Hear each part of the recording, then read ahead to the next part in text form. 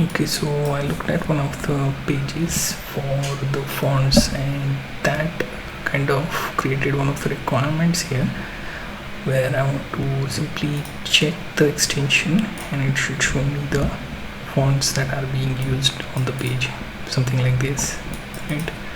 So I created the PRD and the prompt for that, right? So here one such PRD that will check all the fonts used on the page, right? And it will display within the extension like this, right? So further, what I can do is just open up the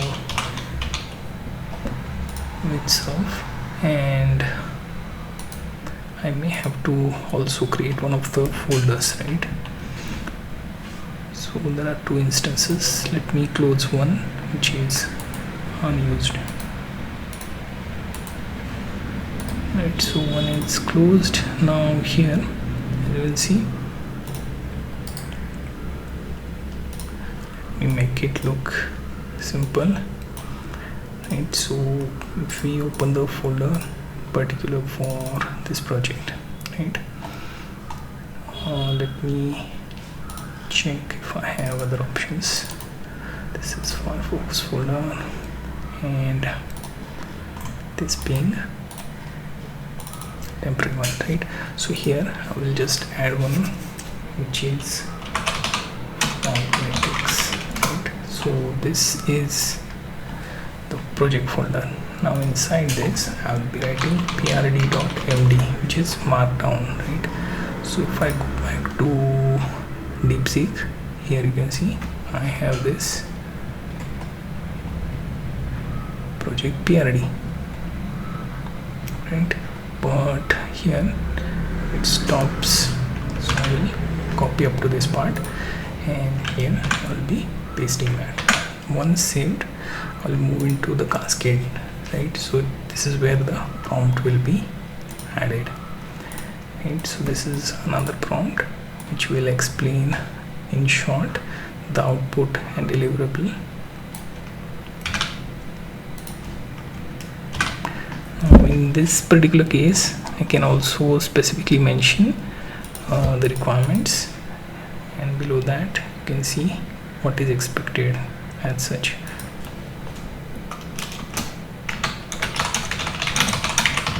You can see no need to create fancy icons for this.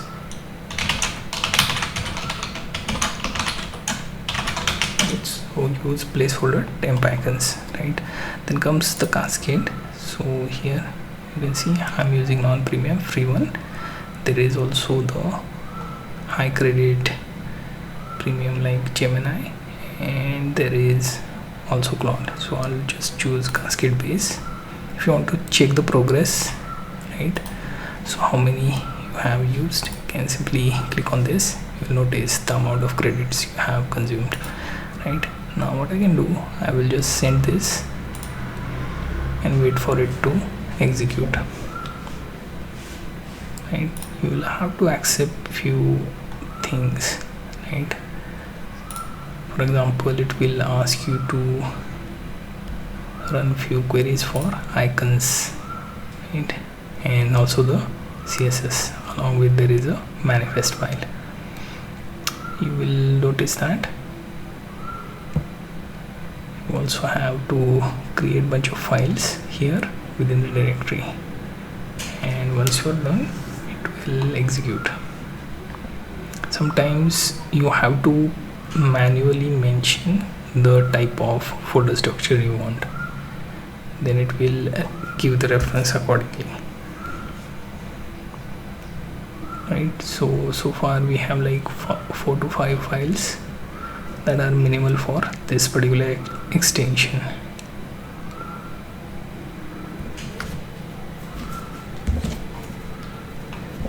Okay, as you can see, placeholder icons, it is being created or at least copied. So I will let it finish this. Okay, a lot of time it will just make use of Python script instead of creating on its own, right? So once it's done with that, it will also show readme,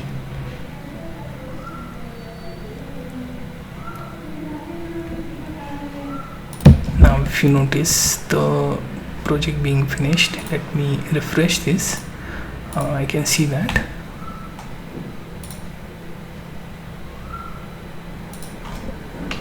I see entire project being empty. So you have executed, right? So we'll have to specifically mention, right? So it will analyze and tell you that what is being created. Project exists but the icon directory empty, right? So it seems like we are missing something, or our project doesn't show anything. So okay, so this is the font matrix folder that we are watching, but it created font matrix here. So everything is inside this, right? So when we are fetching this particular directory from the browser, we will have to mind this because it makes use of dash instead of space. So it is being mindful of those small things, right?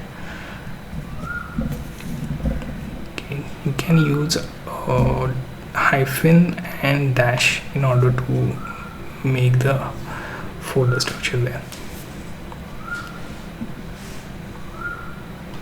Now what I can do from this point onwards is simply go to one of the browser, like say Edge, go to manage, and here I will have to click on load unpacked and then pick the directory, and our manifest file is missing or unreadable. So we'll specifically mention this.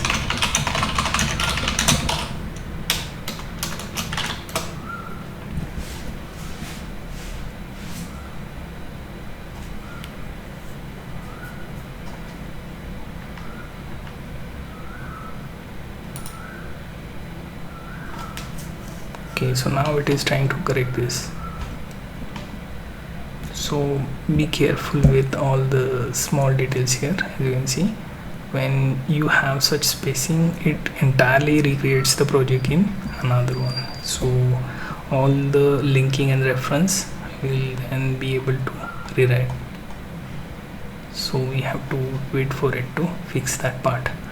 Okay, so let me update and check whether I can take the extension back. Okay, so the issue seems to be that we have to select this folder instead of the top level, so that should add the extension, right? So if I go here back, let me at least pick a website, so say something like this, and if I choose the extension, it will show you all the available fonts. So this being used the most, then all of these, and it will also specify how many times they are being used, so we get to copy them, right?